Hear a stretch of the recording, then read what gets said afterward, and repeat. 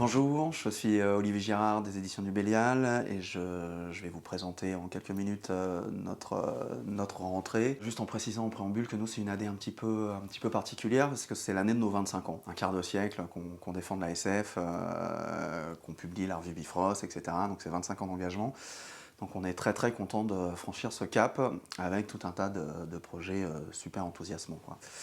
Donc pour la rentrée, moi je vais vous parler un petit peu de Frank Herbert pour commencer. Parce que là, nous on est en train de travailler sur un très très gros projet qui est une intégrale des nouvelles de Frank Herbert. On a publié le premier volume de cette intégrale il y a quelques semaines et on publie en septembre le second et donc dernier volume de l'intégrale des nouvelles de Frank Herbert. Donc Frank Herbert, c'est un auteur extrêmement classique, enfin, tout le monde le connaît pour Dune. Et c'est un petit peu sa malédiction aussi, parce que c'est un auteur qui a fait plein d'autres choses vraiment super.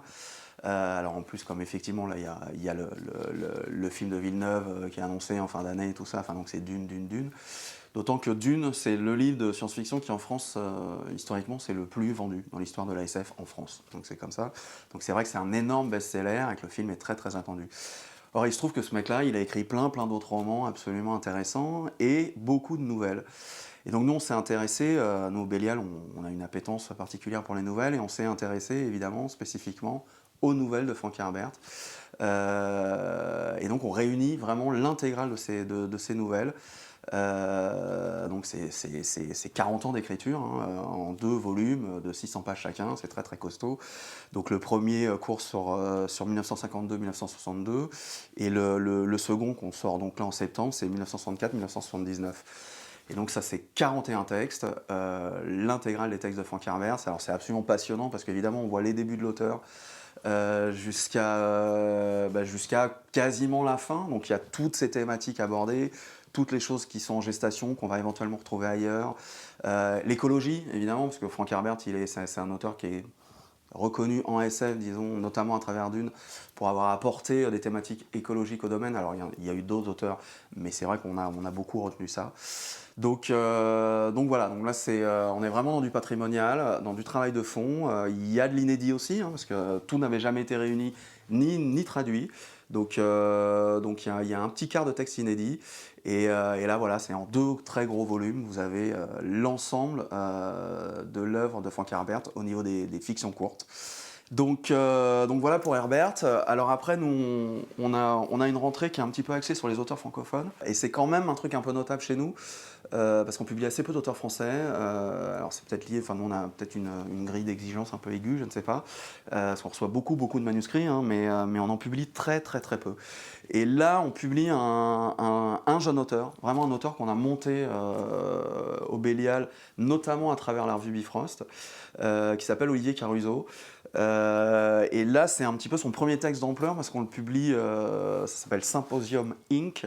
Et on le publie dans la collection Une heure lumière. Donc, c'est quand même une collection très scrutée qui bénéficie de tirages et d'une diffusion importante. Donc, je pense qu'il a un petit peu la pression parce que c'est quand même une marche. Et c'est assez notable parce que c'est le 32e volume de cette collection, mais c'est le quatrième auteur francophone à être publié dans cette collection. Et donc on est ravis de ça. Donc c'est un techno-thriller, donc c'est futur proche, et ça commence, c'est une histoire qui commence par un drame absolument épouvantable. C'est l'anniversaire d'une jeune femme, c'est ses 18 ans, et il va se passer l'impensable, c'est-à-dire elle va assassiner extrêmement brutalement sa mère. À coups de couteau, et tout est tissé, enfin ça c'est vraiment le point de départ, l'incompréhension totale, la stupeur, l'horreur. Pourquoi, comment, qu'est-ce qui s'est passé? Et donc là, on plonge dans un monde de bio-ingénierie. C'est un vrai page-turner qui brasse tout un tas de sujets sur qu'est-ce que la réalité, qu'est-ce qui nous définit nous en tant qu'êtres humains. Donc du coup, c'est quand même un livre assez dickien. Et moi, c'est un vrai coup de cœur. Et c'est notre auteur découverte quasiment de l'année, hein, parce qu'encore une fois, des auteurs francophones inconnus au premier au monde en fait vraiment, enfin c'est une vraie rareté, quoi.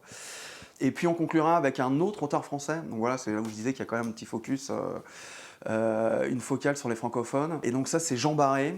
Alors Jean Barré c'est un phénomène, hein, lui-même c'est un drôle de personnage, c'est un avocat au barreau de Paris, c'est un culturiste, c'est un truc assez curieux.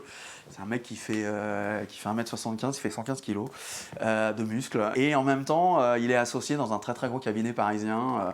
Donc je trouve que c'est assez, enfin voilà, il y a une espèce de dichotomie assez étonnante dans le personnage. C'est un fan de comics, c'est un mec qui fait plein de choses, hyper actif, passionné par plein de trucs. Et il écrit beaucoup. Et il est parti sur un projet. Alors nous, on l'a découvert à travers ce projet. Hein, c'est ses premiers romans publiés. Hein. C'est une trilogie. Qui s'appelle la trilogie du Trademark. Et là, nous, on publie Mortem, qui est le dernier volume de cette trilogie. C'est un volume qui aurait dû paraître un petit peu plus tôt, mais voilà, Covid oblige, ça a été un petit peu décalé. Donc c'est un livre qui est assez attendu parce que les deux premiers bouquins, Bonheur TM et Vie TM, ont vraiment beaucoup fait parler d'eux.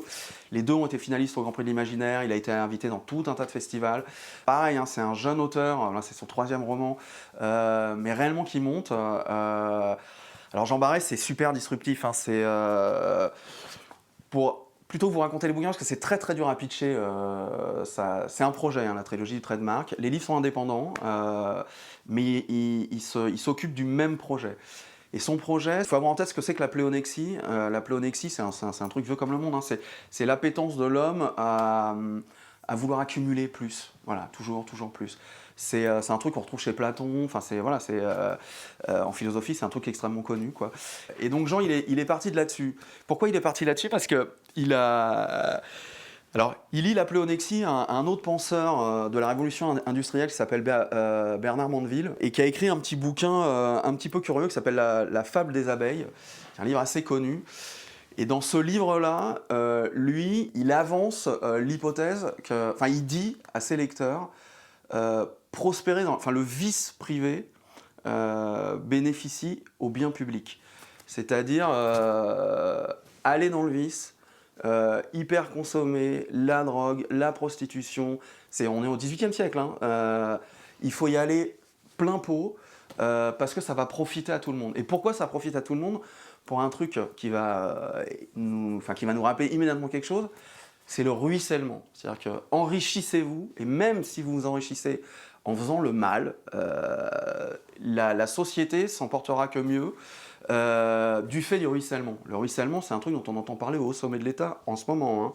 Hein. Macron, il nous en parle souvent du ruissellement, par exemple. Hein. Alors, on pourrait un peu s'amuser de tout ça. Hein. Ce mec-là, Mandeville, espèce de taré, qui nous dit comportons-nous grosso modo comme des porcs, comme des pingres, et amassons de la richesse, etc. Sauf que ce mec-là, il a été repris par Adam Smith, par Hayek, par Keynes. Et en fait, il théorise le capitalisme d'aujourd'hui, ce type-là, réellement, ni plus ni moins. Et donc Jean Barré, il prend ça comme base, donc notre société d'aujourd'hui, qui est bercée par ces théories-là, sans même qu'on s'en rende compte, et il pousse un tout petit peu les potards plus loin.